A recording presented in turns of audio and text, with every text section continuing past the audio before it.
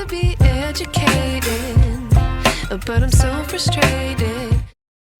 Hey guys, welcome back to the Music Mindset channel. Hey man, we got a lot going on today, man. We're gonna have some fun with this. Guess what? We're gonna be talking about Hubert Eaves III. And if you don't know who he is, you hang around to the bottom and you'll find out. First, I want to thank the members and the subscribers who keep on watching the videos and stuff like that. Keep on doing that. I appreciate it. Now, also in this video, we got a big treat coming up, man. Hubert Eaves III is going to be on the channel, sitting down and talking with me about some of the things he's done in his life and his career and the hit songs, how they were made, and some of the bands that he played with. We're going to get it all, but you got to hang around to the end. First, let's take a quick look at exactly who Hubert Eaves is. Hubert Eaves III is one of the most respected keyboardists, songwriters, and producers in modern R&B and dance music history. Long before his major commercial breakthroughs, Hubert sharpened his craft inside one of the most elite creative environments in modern soul, the legendary James M. Mtume and Reggie Lucas production circle. As a core session keyboardist and arranger within that powerhouse collective, Hubert's studio musicianship helped anchor the defining sounds of contemporary music for superstars like Stephanie Mills, Phyllis Hyman, Lou Rawls, and a wide array of definitive artists of the era. In 1980, he moved forward on his own terms and co-founded the groundbreaking duo D Train alongside powerhouse lead vocalist James D Train Williams. While Williams delivered the vocals, Hubert was the sole architect behind the music, using his iconic sequential circuits Prophet 5 analog synthesizer to forge a brand new sound.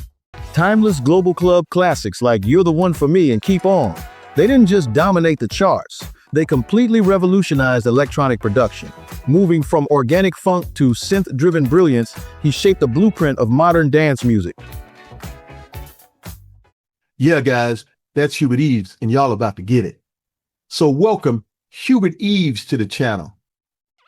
Yeah, man, we about to get it. Hubert Eaves, everybody. Welcome to the show, Hubert. Welcome to the Music Mindset channel. All right. Hey, welcome everybody. Hello. Peace out. Hey, man, where you located these days? I'm in Queens, New York. Queens, New York. So how long you been up there? About 45 years, something like that. Oh, yeah. Wow. What originally brought you up there from? Because I know you're not originally born in New York. So what brought you there? Well, as a young brother coming from St. Paul, Minnesota, I moved to Minneapolis, and then I had a trio that was playing in the Minneapolis club, and they brought in Joe Henderson. That was one of the groups that came into the club as I had a trio there, and so I was privy to be able to sit with the musicians that came in, and I met Lenny White, who's from Jamaica, Queens, and we would talk because we were around the same age, and he would tell me about Jamaica, Queens. So I loved what he was saying about the musicians that were there and how they had a camaraderie, and everybody was into helping each other, and it sounded like a community I wanted to be involved in if I ever got to Queens. So, that's where it started. How far would you say where you from? Minneapolis was from New York, that area. Oh man, 1,500 miles, something like that. That's still a long way. That's still a long way. Yeah. I thought maybe a couple of hundred. Yeah. So Lenny White wasn't aware that he was from there. I always thought he was down south with some of the songs he was doing. It sounded so much like Southern type stuff. So pretty much the area was kind of conducive for you doing what you wanted to do in music once you got there, would you say? How was the environment, the club areas, the whole environment? How was it for when you first got there and for what you wanted to do? Well, I still got to say that I did a lot of work while I was in Brooklyn. The reason why I came to Queens at the point that I did was because the crack epidemic was hitting in Brooklyn. That was back in the early 80s. Yeah, it was really bad. I just wanted to get my family and out, into an area. And when I came out here, this was a famous area where, a lot of musicians and a lot of artists and even baseball players and so forth. This particular area is where where blacks were able to thrive and have nice places to live and so forth. Yeah. So once I got in here and I saw it, I was like, I didn't even know what it was at the time. I just liked the vibe that was there. And we pulled up to the house and I said, "Ooh, I like this." Yeah, I'm here to stay. Hey man, I tell you, man, them early '80s, a lot of people have no idea, and a lot of people have forgotten about that. I'm not gonna get deep into that, but that early '80s, man, up to around '83, it was like lock your doors. I mean, it was crazy. You know what I'm saying? So we're gonna get into your whole story before it's all over. But my main thing is, like we talked about, we're gonna get into what you're doing today first. We're gonna do a little bit backward, because the thing is, a lot of people have an idea of what you've done in the past that made you famous for your work and stuff like that. But we want to start first with what you're doing today. And I know you got some new material, and hey, my audience needs to know that, and make sure you guys go and support whatever he presents here today, because I've listened to some of it and it's pretty hot there. Let's first talk about the project that I do know of, and that's the one Still Together. Tell me a little bit about what inspired that project. Well, my wife and we've been married 61 years. Wow. I say, hats off to that. hey, so, I mean, when we got married to Al Green's "Let's Stay Together." Okay. And so I always felt like at some point, as we were, once we got past 40, 50 years and so forth, I said, man, we're still together. And so I just wanted to write a song for her and, about us. And that was it. It took me a while to get it done. Over the years, other things kept coming up. My wife finally said, "So when are you going to finish the song?" A little bit of pressure comes on. Yeah. So I'm still waiting, baby. Yeah. And I'm glad I waited though, because I was able to introduce some other types of approaches musically that I might not have had earlier. Yeah, a whole different mindset. I find that also as you get older. Let's listen to a quick clip of that song, man. I really like it, and I see that a lot of people like it. Let's play a little clip of that, and then we'll come back and talk a little bit more. Okay. Oh, we are still together, living just to love the life.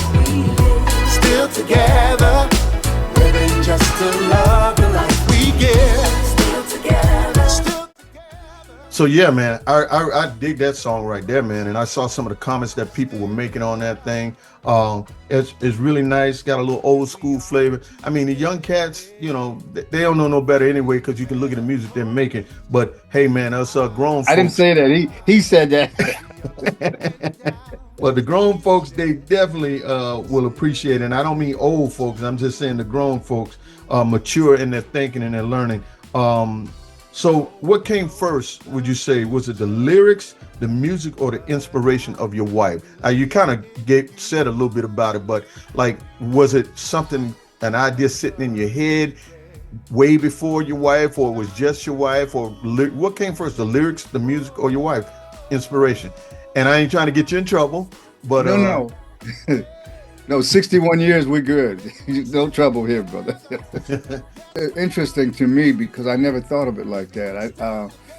I don't know. I think maybe the music came first, or they might have came together. That's it. Like I say, it could be a combination. I mean, definitely your wife is going to be your biggest inspiration for stuff that you do. But I mean, when you're writing a song, sometimes you'll have a tune in your head before you actually decide what it's going to be about. That's what I mean. Yeah, well, this one, it might have even been the lyrics, because, the lyrics say, "Thoughts of yesterday, looking back when we were young, promises we made, we held on to, and we were only children when we turned to say, I do. We kissed and walked away, a love brand new, and now we're still together." And then it goes on and on. Yeah, I saw it. When I saw that, I was thinking, I always get inspiration. I got an uncle who's a little bit older, in his late 80s, and they've been together, him and his wife, for that long period of time. And every time I hear somebody from the old school say something like that, it just inspires me, because I did my vows so late. and I'll never reach the levels that you guys did, but hey, I'm trying to do a lifetime, do it at least for the rest of my life, you know what I mean? Yeah. I listened to that song, and I know you can sing even though you don't claim it, because I will get into something that I heard you do that I didn't know you would do, but it doesn't too much sound like you on that song right there. Tell me about who that is on that song. There's a vocal version, which, I gave you some of the lyrics, but there's also an instrumental version on the CD as well. And that particular, matter of fact, this is the CD. Okay, and that's available for purchase right now, right? That's available for purchase. And that contains the song that we just heard and a few more, or is it just a single? It has one more, which is the instrumental version. Okay. So, and the instrumental version is for those of you who may not have someone at this point that you're still together with, but you just enjoy the music. And hopefully the music will inspire you to find someone to be still together with. So we're gonna put the links for that single, guys. You make sure you look at the links when you finish watching the video. All the links to all of his stuff will be there, and you click them, and then you discover what it is you need to discover. We'll talk about it, and everything we talk about will be in the description and stuff like that. The guy singing that was Brian John. Okay. Yeah. And I do know I met one of you guys, Aaron Gibbs. He's working with you on that also. He worked with you on that? Yes, he's an engineer on it. Oh. And he also played drums on it. Okay. Wow. Yeah. It sounded, I thought it might have been a drum machine. No drum machine. No. Nice balance, nice mixing, and and also his dad's playing guitar on it. Okay. His name is Mark Lace Gibbs. Okay.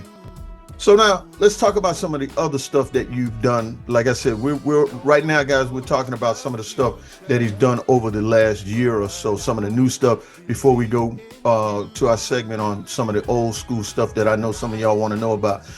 What are some of the other things that you got out there? I know you got the, well, you tell us. I did a couple of remixes on one of the songs called Ja.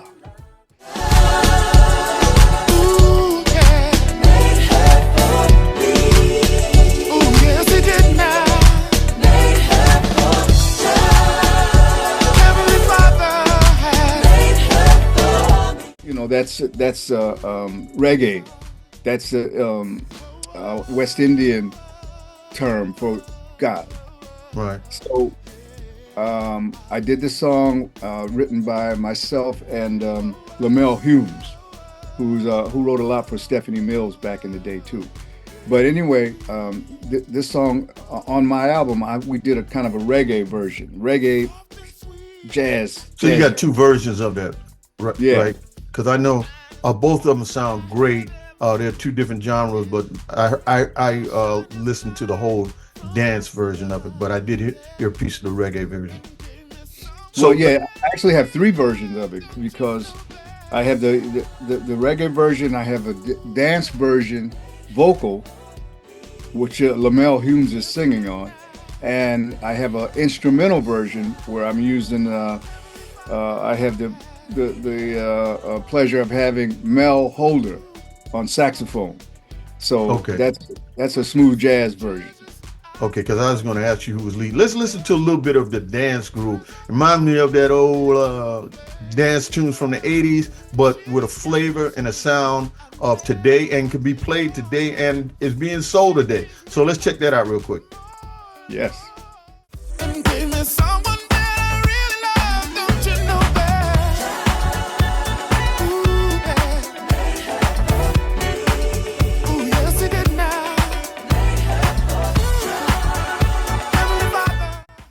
Yeah, that's what I'm talking about. I mean, so now is that live drums on the the dance groove? Yes. I'm impressed, man. I'm impressed. I mean, this is all Aaron? Yes. Yeah. Wow. Yeah. I guess you got you a new Howard King. You know what I mean? That was the thing I was most impressed about, some of the stuff back in the old days that I was listening that you did with D Train, and even some of the other artists we'll get into later that you work with, is the drums. You know, that's what I kind of started with drums, went to college and marching band and stuff with drums and stuff like that. So I got a real strong ear for drums. If the drums ain't right, I'm turned off. But that's the thing that I always notice about what you do. The drums are right there. You want to talk about drops? Is drops 1? What is that? Well, that's a compilation of songs that I've written over the years, mixed in with some newer ones as well. And what it is for me personally, it was a dedication to my dad before he passed away. And, you know, even though I was doing R&B and came up playing the blues and I played drums as a youngster, that's another reason why you hear the drums got to be locked. And I prefer using live drummers because I was a drummer. Okay. As a beat me to the question there. So we'll get more into that, but because I definitely want to talk more about that, and I want to in our other segment about your drum playing and stuff like that. But yeah, that's the number one thing that I was most attracted to Phyllis Hyman stuff. I didn't know who did these records back in the day. All I know is that the drums were solid.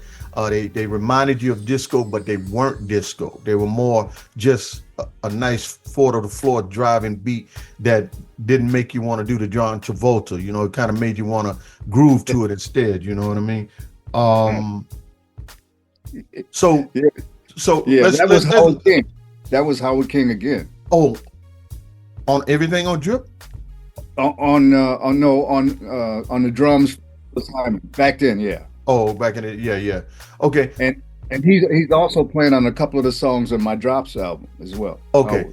That's what I'm gonna listen to Drops. So we're gonna take a minute to do this. We're gonna run a couple of these songs off Drop. And this Drops 1 album is available to be purchased right now? Yes, it is. Yes. Is that the one that's is that on Spotify or? It's on all available. Okay. So we have we have all the links in the description and stuff like that. So let's talk about Drops. Let's run a few of those songs. I know one that I really love is the one about the children. That caught my attention right away. All of them did, but that one was really nice. Let's go, guys. Listen up.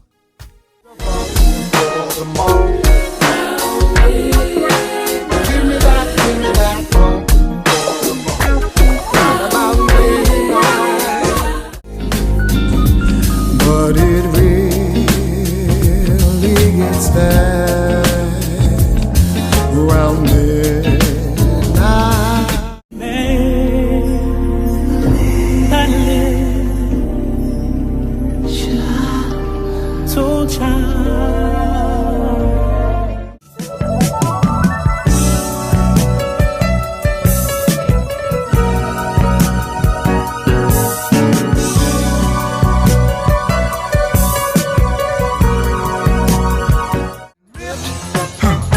For my love,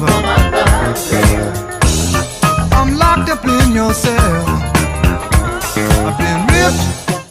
We had a special street where we could all get down. Run your street. Children.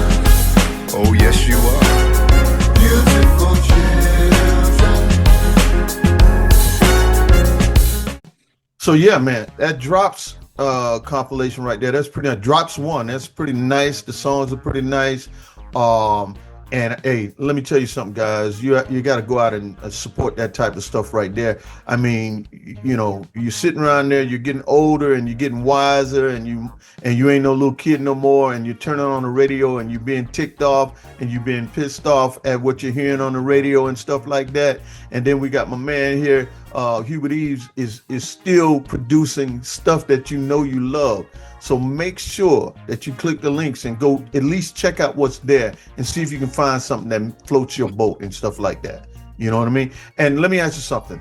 I know you told me you had if there's a Drop 1, that means there's got to be at least a Drop 2 available or coming. A Drop 2 album is available as well. And Drop 2 basically is just instrumentals of Drop 1. Okay. So yeah. We did talk about, and I'm trying to get to something that you told me prior about the autograph copy. because if you're a real fan of Hubert and all the stuff that he's done over the years with D Train and Mtume and all these other artists and stuff like that, the one thing that you definitely would want to have is something that he created with his signature on it, saying that you're part of what is happening. So which was one of the albums that you said that they can get an autographed copy if they order? That would be Drops 1. Oh, that is Drop 1. The Yeah. one, the stuff that we just listened to and stuff like that. Yeah. Wow, that's even better than I thought. So guys, if you order Drop 1 today, and how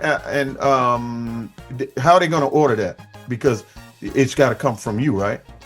Yeah, they can go to my website. Oh, go to the website.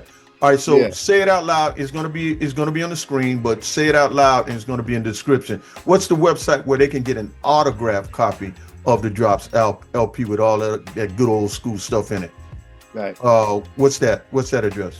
That's Hubert Eaves, EAVESIII.com. So when they go there, is it a no-brainer on how to get it ordered? Yeah, it's pretty much set up the way, and you just got to order it, and I will personally sign it, and I might even personally go to the mailbox. Okay, well, so it's going to be coming from you. So if you said that and they purchase it, they can be sure that when you send it out to them, that it will be signed copy, right? Yes. Okay. Yes. As opposed to, one at a time, two at a time, and so forth. So I'd rather take a batch order, so it may take a couple weeks. Okay. So, I mean, just like anything, man, this ain't Amazon Prime, and anything good is worth waiting for. You know that.